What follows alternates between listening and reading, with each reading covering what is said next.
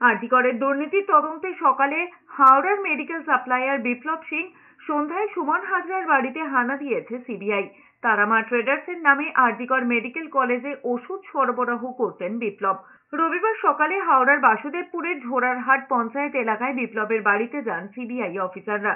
টানা তল্লাশি জেরা করেন সিবিআই অফিসাররা। এরপর সন্ধ্যায় হাওড়ার সাকরাইলের বাসুদেবপুরের আরেক মেডিকেল সাপ্লায়ার ভেন্ডার সুমন হাজরার বাড়িতে হানা দেয়।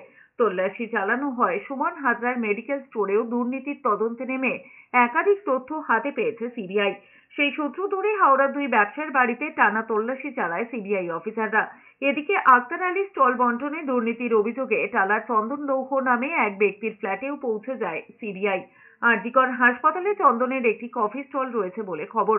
এই স্টলেরই মালিকানা কিভাবে স্টল বন্টন হয়েছে তা জানতেই এই সিবিআই হানা বলে জানা গিয়েছে।